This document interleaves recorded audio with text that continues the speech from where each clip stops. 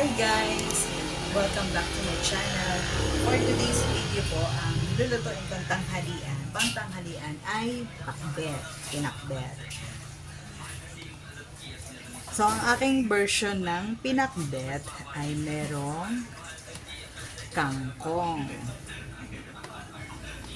So, mag-start na po tayo.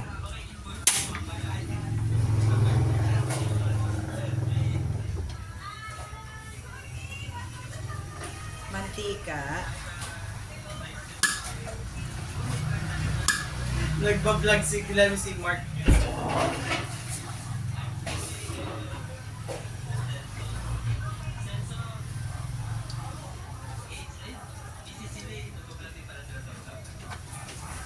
Baboy, season ko lang ng salt and pepper.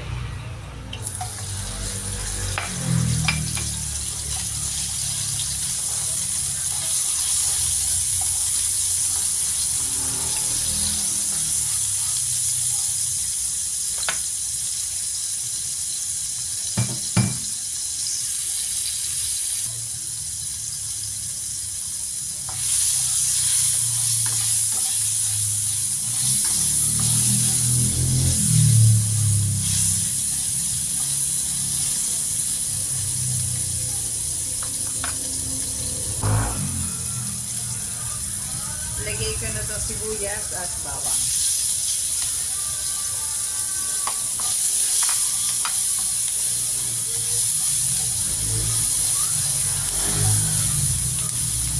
Naglagay na rin ako ng hipon.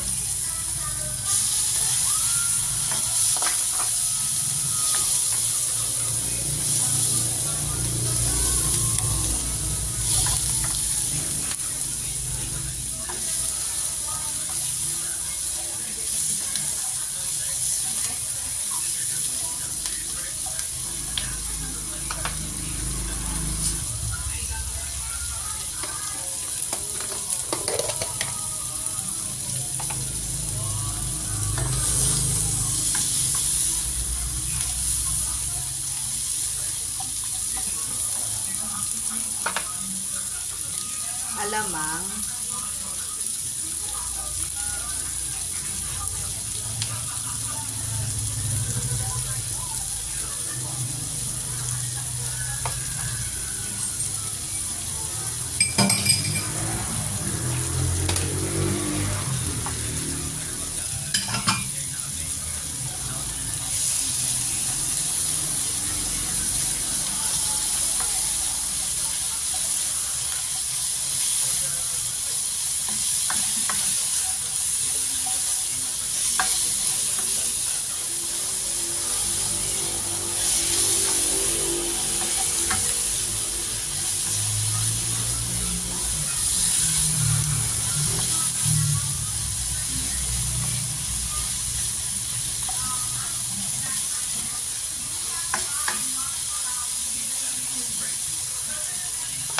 then isunod ko na po itong mix na gulay. Meron akong talong, may kalabasa, ampalaya, sitaw, at saka okra. Pinagsama-sama ko na.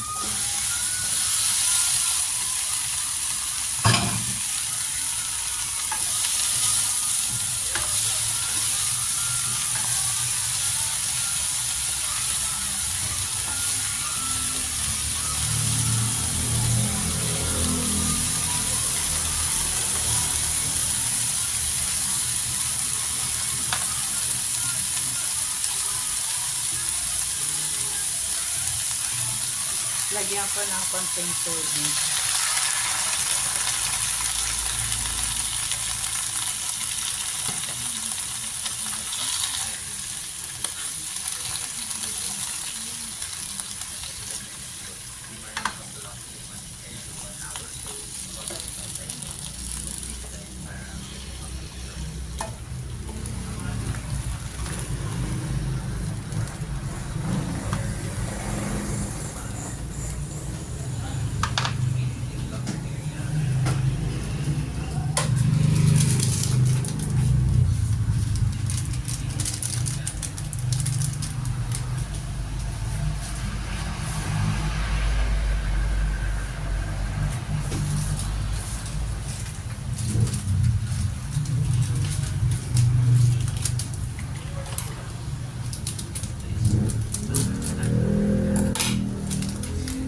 Lalagyan ko na rin po ng granule seasoning.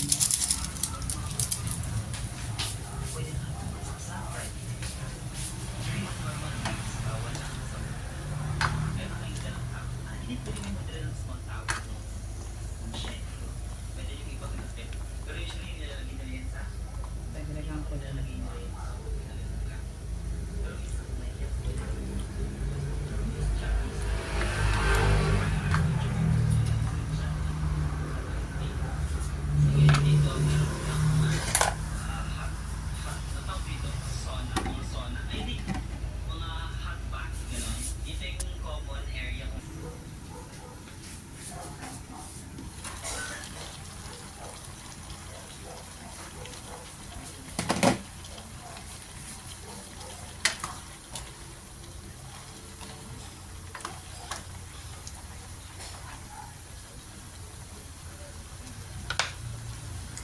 Lalagyan ko ng paminta, pepper, at konting salt. Konti lang kasi nilagyan ko na rin naman siya ng alamang at saka ng yung seasoning. Konti lang.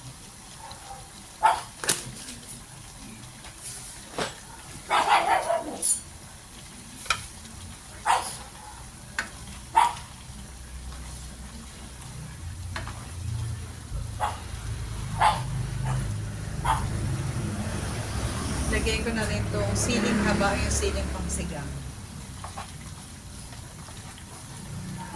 Hinaan natin. And let's taste.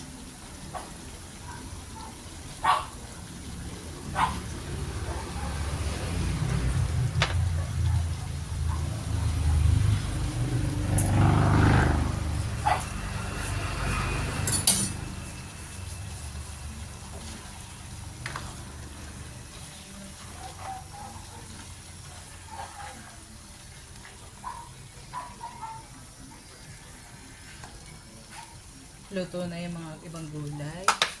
Okay na rin siya. Ba't nagtataka kayo bakit merong tag dito? Kangkong. Kasi yung ang storya kasi niyan, di ba pakbet naman, wala naman talagang kangkong. Kasi nag-time na yun, parang last time, nagkataon na dapat pang sinigang lulutuin ko. And dami naming gulay na malapit ng hindi malapit ng medyo masira kasi mga ilang araw. Sabi ko pakbet na lang. Ito meron kami to. Sabi ko try kong ilagay ito. Okay naman. Tsaka hindi naman magrereklamo ang pakbet, di ba? Pag nilagyan ko siya ng kangkong.